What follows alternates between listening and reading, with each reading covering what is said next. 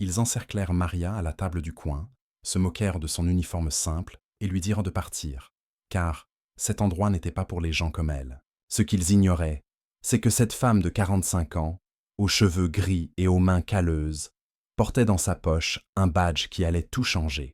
Ce qui se passa dans les 15 minutes qui suivirent entra dans la légende de la ville. Avant de continuer, dites-moi dans les commentaires, d'où regardez-vous? Et si vous aimez ce genre de contenu, abonnez-vous à la chaîne et activez la cloche. Chaque semaine, une nouvelle histoire vous laissera bouche bée. C'était un vendredi de décembre, à 18h30, lorsque Maria poussa la porte vitrée du Palazzo Rosso, le restaurant le plus cher de la ville. Un parfum d'ail et de basilic mêlé à l'arôme des vins de luxe emplissait la pièce. Les lumières jaunâtres créaient une atmosphère intime, presque solennelle, tandis qu'un son discret de jazz planait sur les conversations feutrées des convives bien habillés. Maria chercha du regard une table libre.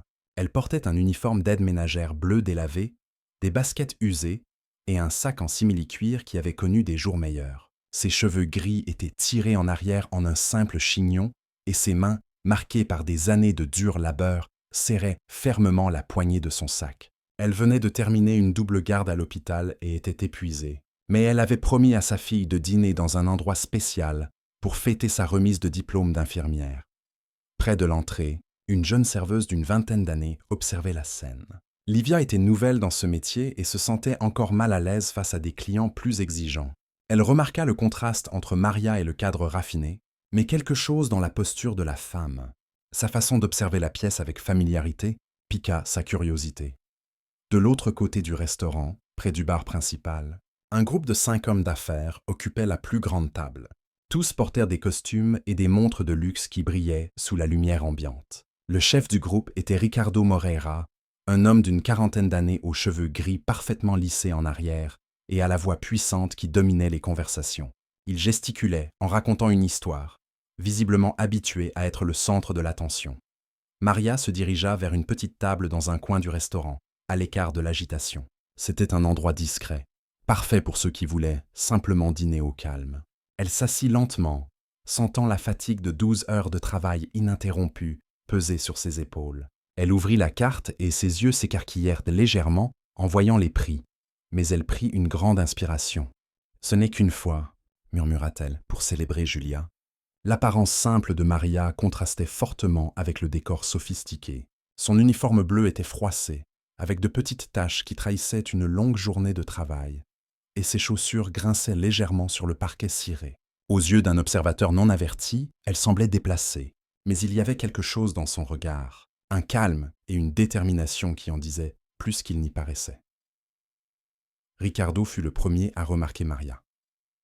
Il s'arrêta au milieu de l'étage et donna un coup de coude à son collègue, Jorge Santana, un avocat connu pour son arrogance. « Regardez ça », dit Ricardo doucement, mais assez fort pour que Maria l'entende. « Quel genre de personne entre ici ?» Georges se retourna et observa Maria quelques secondes. « Il a dû se perdre », répondit-il avec un sourire moqueur. « Ou peut-être qu'il pense que c'est un restaurant populaire. » Les 3 autres hommes à la table ricanèrent doucement, mais le bruit résonna dans la pièce relativement silencieuse. Maria fit semblant de ne pas entendre, les yeux rivés sur le menu. Ses doigts serraient le papier plus fort que nécessaire, mais son expression restait sereine. Elle avait connu des situations pires au cours de sa vie et savait que la dignité réside dans nos réactions, et non dans la façon dont les autres nous traitent. Le comportement du groupe attira l'attention des autres clients. Certains jetèrent un regard discret en direction de Maria, d'autres chuchotèrent entre eux. L'atmosphère, auparavant empreinte de conversations discrètes et de rires contenus, commença à se faire sentir. Livia, la serveuse, observait depuis le comptoir, se mordant la lèvre inférieure, visiblement mal à l'aise face à la situation. Ricardo se leva de table, rajusta sa veste et s'avança vers Maria. Ses pas étaient posés, calculés, comme ceux de quelqu'un habitué à exercer son pouvoir sur les autres. « Excusez-moi », dit-il en s'arrêtant près de la table de Maria. Sa voix exprimait une autorité forcée, ce ton qu'on utilise pour intimider sans paraître ouvertement agressif. Maria leva les yeux de son menu et le regarda calmement. « Bonsoir », et répondit-elle simplement d'une voix calme mais ferme. « Écoutez, madame, je crois que vous êtes au mauvais endroit », continua Ricardo en posant une main sur le dossier de la chaise vide à la table de Maria. « C'est un établissement haut de gamme, Êtes-vous sûr que c'est ici que vous voulez être ?» Les 4 autres hommes s'approchèrent, formant un demi-cercle autour de la table. Carlos Mendes, agent immobilier, croisa les bras et secoua la tête. « Oui, madame, le plat le moins cher ici coûte plus de 100 réaux, dit-il, feignant l'inquiétude. Nous ne voulons pas que vous soyez gênés au moment de payer. » Maria referma lentement le menu et le posa sur la table. Les mains jointes, elle prit une grande inspiration avant de répondre. « J'apprécie votre sollicitude, mais je peux me le permettre, » dit-elle d'un ton respectueux, sans paraître intimidée. La réponse de Maria sembla irriter Ricardo.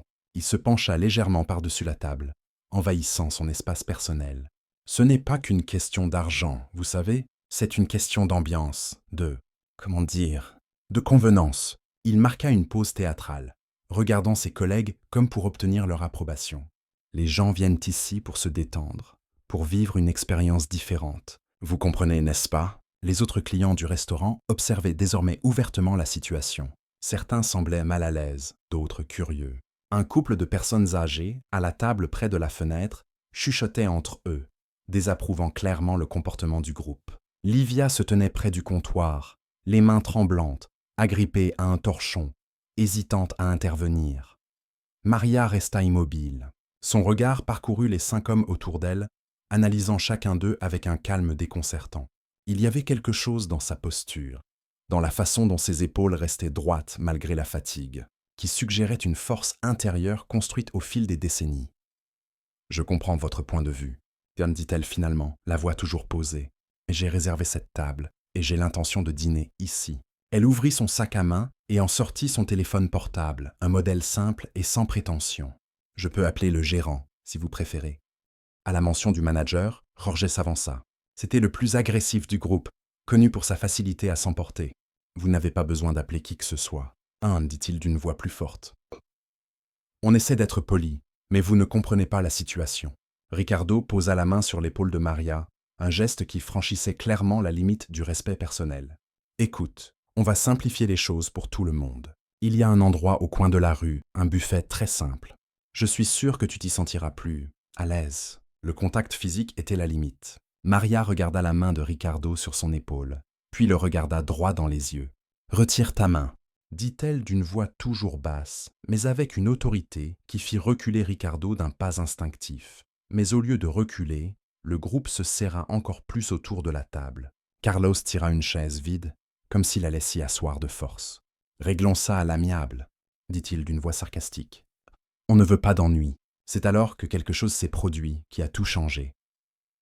Maria ouvrit de nouveau son sac et en sortit, cette fois, un portefeuille en cuir usé. Ses gestes étaient précis, sans hâte, comme quelqu'un qui savait ce qu'il faisait. Elle ouvrit le portefeuille et en sortit un document officiel, le déposant soigneusement sur la table, à la vue de tous. C'était un badge de surveillance sanitaire, avec sa photo et le titre de directrice régionale, inspection et contrôle. Le document était là, officiel, incontestable. Maria Santos Silva, 45 ans, 23 ans de carrière, responsable de l'inspection de tous les établissements alimentaires de la région métropolitaine. Le silence qui suivit fut assourdissant. Ricardo fut le premier à voir le document. Ses yeux s'écarquillèrent, et son visage se vida de toutes couleurs. Jorge, penché au-dessus de la table, se redressa brusquement, comme sous le choc. Carlos lâcha la chaise qu'il tirait, et le bruit résonna dans le restaurant. « Je m'appelle Maria Santos Silva, » dit-elle, sa voix imprégnée de toute l'autorité de sa fonction. « Et vous venez de harceler le directeur responsable de la licence d'exploitation de cet établissement. » La révélation fit des vagues. Les autres clients, jusque-là discrets, prêtèrent désormais toute leur attention à la situation. Livia laissa échapper un soupir de soulagement, mêlé d'incrédulité. Le couple de personnes âgées, assis à la table près de la fenêtre, échangèrent des regards entendus, visiblement satisfaits de la tournure des événements. Ricardo essaya de se ressaisir, mais ses mots jaillirent brusquement. « Écoutez, Madame Maria, je suis désolé, Docteur Maria. Nous ne savions pas... C'était un malentendu. » Maria rangea le document aussi calmement qu'elle l'avait sorti. « Malentendu », répéta-t-elle, savourant le mot. Définition intéressante de la discrimination et du harcèlement dans un établissement commercial. Georges, qui quelques minutes auparavant s'était montré le plus agressif, était maintenant visiblement nerveux. Des gouttes de sueur perlèrent sur son front. « Docteur, nous voulions juste nous assurer que vous vous sentiez bien. »« À l'aise, » dit Maria, goûtant à nouveau l'ironie. « Tu pensais que je me sentirais à l'aise entouré de 5 hommes qui me disent que cet endroit n'est pas pour les gens comme moi? Le directeur du restaurant, Alessandro Romano, apparut enfin. Il avait été appelé par Livia, qui avait discrètement fait signe à la cuisine. Alessandro était un homme expérimenté, ayant dirigé le Palazzo Rosso pendant 15 ans, et il comprit immédiatement la gravité de la situation. « Docteur Maria », dit-il en s'approchant avec une inquiétude visible. « J'ai tout vu grâce aux caméras du bureau. Au nom de l'établissement, je vous présente mes plus sincères excuses pour ce qui s'est passé. » Maria regarda Alessandro et hocha la tête. « Ah merci Alessandro. Au moins, quelqu'un ici fait preuve de professionnalisme. » À la mention des caméras, les 5 hommes échangèrent des regards désespérés. Ils savaient que tout avait été enregistré, que leurs paroles et leurs actions étaient documentées. Ricardo passa la main dans ses cheveux, décoiffant sa coiffure impeccable. « Docteur », dit Ricardo d'une voix presque suppliante, « c'était vraiment un malentendu.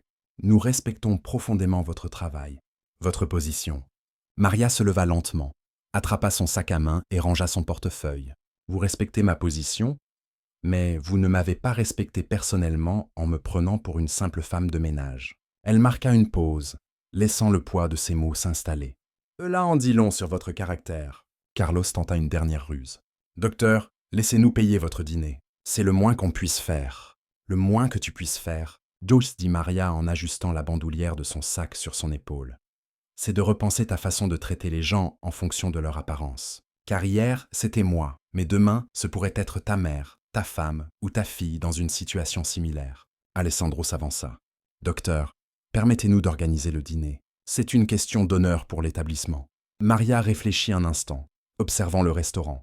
D'autres clients observèrent la scène, certains avec une expression approbatrice, d'autres encore en train de digérer ce qu'ils venaient de voir. « J'accepte de dîner, Alessandro. Non pas à cause de l'humiliation que j'ai subie, mais parce que je suis venu ici pour fêter quelque chose de spécial, et je ne laisserai pas l'ignorance de ces gens gâcher ma soirée. » Elle retourna à la table dans le coin, dépassa les 5 hommes qui ressemblaient maintenant à des statues de cire, et s'assit dignement. Alessandro lui apporta personnellement le menu et un verre d'eau. Les 5 hommes d'affaires restèrent immobiles quelques secondes, jusqu'à ce que Ricardo fasse enfin signe aux autres. Ils se dirigèrent vers leur table, rassemblèrent silencieusement leurs affaires et quittèrent le restaurant sans un regard en arrière. Le bruit de la porte vitrée se refermant résonna comme un dernier mot. Livia s'approcha de la table de Maria avec un sourire timide. « Docteur, que souhaitez-vous commander ?»« Tu peux m'appeler Maria, » dit-elle en lui rendant son sourire, « et je prendrai le plat du jour. Mais d'abord, dis-moi quelque chose. Depuis combien de temps travailles-tu ici ?»« 3 semaines, » répondit Livia, encore en train de digérer tout ce dont elle avait été témoin.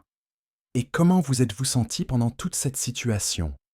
Livia hésite. « Je voulais faire quelque chose, mais je ne savais pas si c'était ma place. » Maria hocha la tête avec compréhension. « La prochaine fois que vous serez témoin d'une situation comme celle-ci, rappelez-vous, la discrimination est inacceptable, quelle que soit la victime. Votre devoir est de servir tous les clients avec dignité. » En attendant son repas, Maria réfléchissait à ce qui s'était passé. 23 ans de service dans l'inspection sanitaire lui avaient appris que les gens jugeaient souvent sur l'apparence.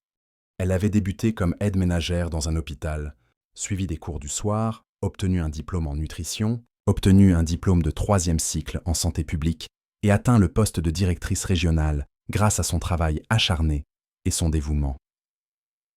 Le dîner arriva, préparé personnellement par le chef. Il s'agissait d'un risotto aux crevettes et aux asperges, accompagné d'une salade spéciale et d'un verre du meilleur vin de la maison. Alessandro prit soin de détailler le plat.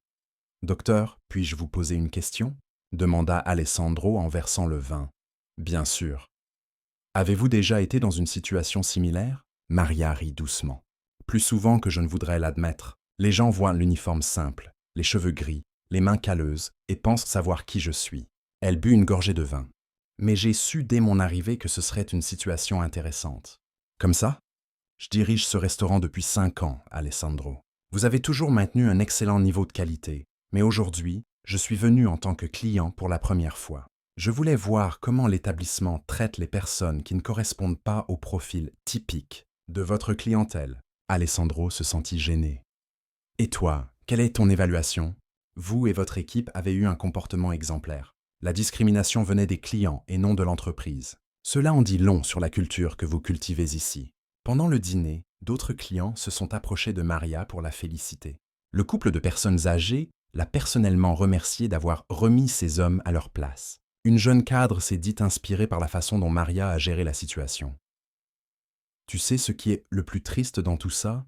demanda Maria à Livia en prenant un café. « Ces hommes rentreront probablement chez eux aujourd'hui en pensant qu'ils ont été lésés, que j'ai utilisé ma position pour les humilier, alors qu'en fait, ils se sont humiliés eux-mêmes. » Livia réfléchit un instant. « Mais tu crois qu'ils ont appris quelque chose ? Certains apprennent, d'autres ont simplement peur des conséquences.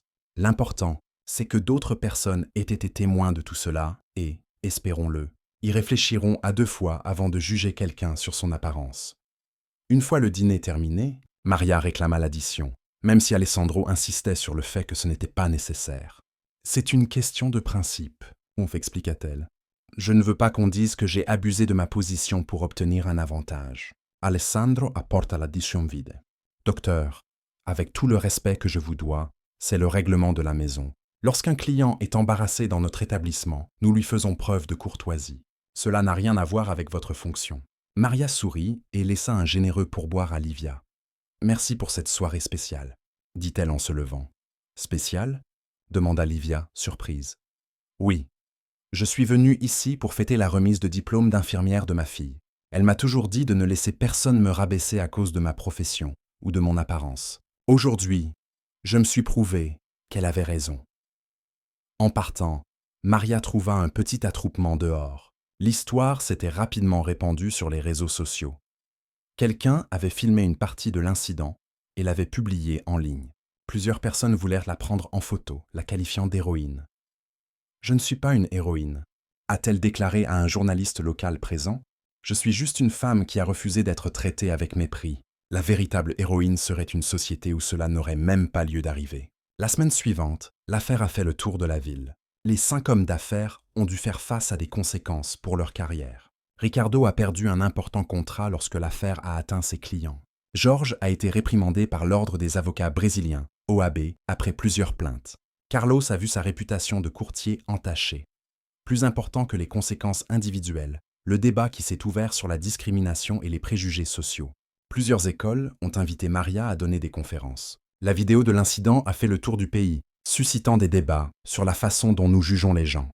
3 mois plus tard, Maria retourna au Palazzo Rosso, cette fois avec sa fille Julia, pour fêter son premier emploi d'infirmière. Elles furent accueillies comme des VIP, mais Maria insista pour s'asseoir à la même table, là où tout avait commencé.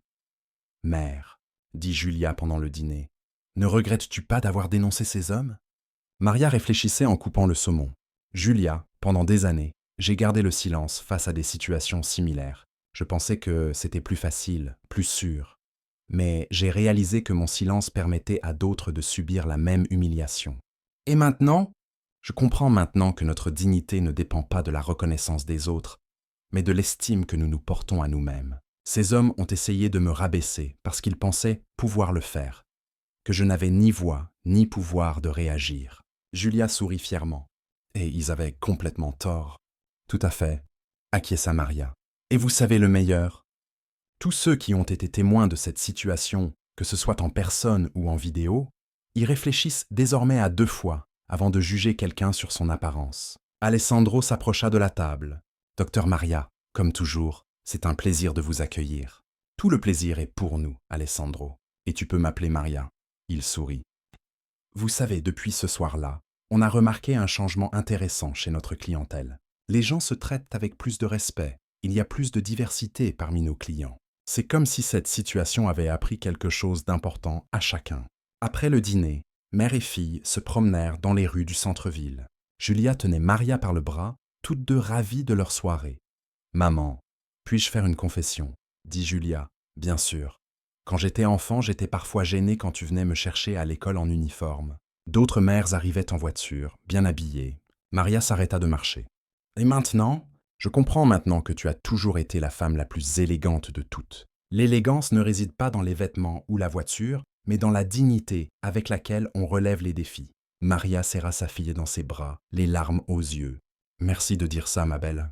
Merci de m'avoir appris, par votre exemple, que nos origines ne déterminent pas notre destin, mais notre détermination, si. » En rentrant chez elle, Maria a réfléchi à la façon dont un simple dîner était devenu une leçon de vie non seulement pour elle, mais pour des centaines de personnes qui ont été témoins ou ont entendu l'histoire.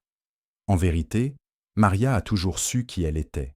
Fille d'une employée de maison et d'un ouvrier du bâtiment, elle a appris très tôt qu'un travail honnête est source de dignité. Elle a étudié le soir, élevé seule sa fille après être devenue veuve à 35 ans et s'est bâtie une solide carrière dans l'inspection sanitaire. Son travail n'était pas prestigieux, mais il était essentiel. Pendant la pandémie, elle avait travaillé sans relâche pour garantir le respect des protocoles de sécurité dans les restaurants et les établissements de restauration. Elle avait sauvé des vies grâce à son travail, même si personne ne le savait. Ce soir-là, au Palazzo Rosso, elle ne défendait pas seulement sa propre dignité. Elle défendait la dignité de tous les travailleurs jugés sur leur apparence, de toutes les femmes méprisées par des hommes qui les croient supérieures, de tous ceux qui se sentent incompétents, simplement parce qu'ils existent. L'histoire de Maria s'est répandue bien au-delà de sa ville natale. Elle a été invitée à donner des conférences dans des universités, des entreprises et des organisations sociales, toujours avec le même message. Le respect ne devrait pas dépendre du statut social, et la dignité est un droit inaliénable de chaque être humain.